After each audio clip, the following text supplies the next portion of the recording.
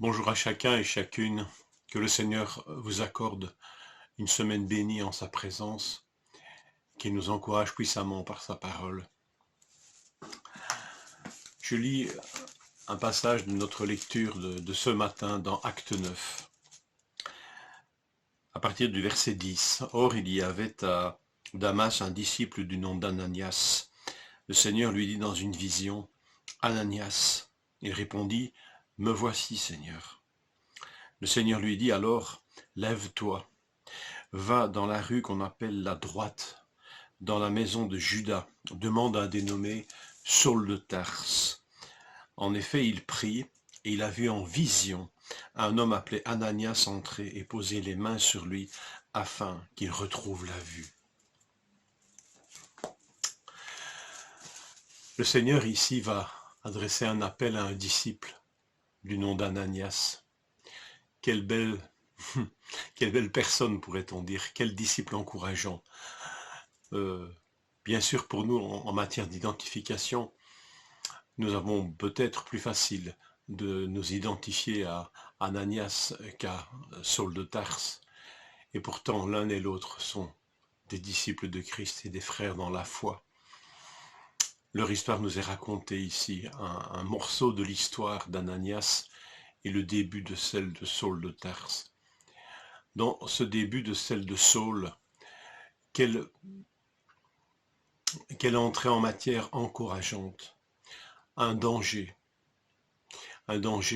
immense se dirige vers l'église de Damas et plus dangereuse qu'un coronavirus, puisque Paul avait mandat de mettre en prison, de pourchasser impitoyablement tous ceux qui se revendiquaient du nom de Jésus. Et le Seigneur va retourner ce danger en instrument d'évangélisation. Ce danger qui menace l'Église dans son existence va devenir pour elle un instrument de choix pour que cet évangile se propage encore plus loin. Et le Seigneur va intervenir souverainement. Ici, on a affaire à quelque chose de plutôt exceptionnel. Mais le Seigneur va agir souverainement, sans l'aide de personne, sans manifestement que des hommes aient prié spécifiquement pour la conversion de Saul. Le Seigneur agit. Parce que simplement, quand on touche à ses enfants, on le touche lui. Et ça, c'est pour notre foi quelque chose de tellement important. Le Seigneur agit au-delà de ce que nous pensons et voyons, mais il agit parce qu'il ressent en lui-même, dans sa nature même, dans son corps ressuscité même, il ressent toute agression portée à ses disciples, portée à ses fils, à ses filles, à ses enfants, à ses frères, à ses sœurs. Il le ressent comme une agression portée contre lui-même. Béni sois-tu, Seigneur, de ce que tu agis pour ton Église au-delà de nos capacités et de nos résolutions. Et voilà, le Seigneur agit souverainement. Et Paul est renversé, Paul est aveuglé, et Saul à l'époque, qui est encore Saul de Tarse, et finalement lui qui respire la menace, quelle expression épouvantable, on respire la menace et la violence. On s'alimente, et il a pour oxygène la menace et la violence. C'est une description incroyable de la violence et de la virulence de ce danger. Et le Seigneur le transforme et le met sur une voie de garage pendant 3 jours. Et là, le Seigneur reprend le cours des choses, puisqu'il a mandaté des hommes et des femmes de le représenter sur cette terre. C'est des hommes et des femmes qu'il a envoyés pour que d'autres entendent la bonne nouvelle, pour qu'elle s'incarne, pour qu'elle touche ceux à qui nous parlerons de l'évangile. Le Seigneur appelle Ananias. Et il appelle Ananias par une vision. Une vision qu'il lui donne, bien sûr, à lui, mais qu'il donne aussi à celui qu'il va visiter, à Paul, à Saul. Le Seigneur prépare le chemin, là aussi. Béni sois-tu, Seigneur. Quand tu parles à tes enfants clairement, quelle grâce.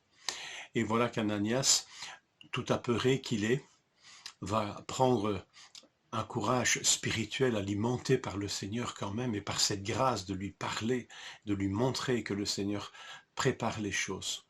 Et Ananias, pris d'un courage non pas humain et prétentieux, va aller trouver finalement Saul de Tarse.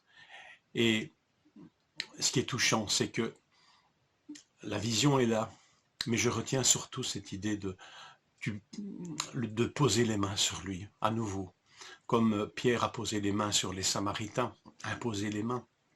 Ici, Ananias a ce mandat d'aller imposer les mains, d'aller poser les mains. Pas encore comme un pouvoir magique, bien sûr, mais comme une action de grâce. Ce pécheur, cet ennemi virulent, va finalement recevoir cette bénédiction de voir un homme, enfin, de voir non, parce qu'il a encore perdu la vue à ce moment-là, mais il va sentir des mains bénissantes sur sa tête. J'imagine que c'est sur sa tête qu'il a posé les mains, sur son épaule. Il va entendre un homme lui dire « mon frère » et lui dire une parole de guérison, retrouve la vue et de bénédiction. Sois rempli du Saint-Esprit. Quelle transformation va engendrer cette démarche de ce disciple apeuré qui est devenu courageux parce que le Seigneur l'a visité, l'a appelé, l'a équipé. Et le Seigneur a fait ces choses et continue de les faire. Que nous puissions trouver dans cette histoire d'Ananias et de Saul un puissant encouragement. Si nous sommes apeurés, si nous sommes pour l'instant un peu cloîtrés chez nous par la peur, rappelons-nous que ce n'est pas notre vocation. Que le Seigneur vous encourage puissamment. Amen.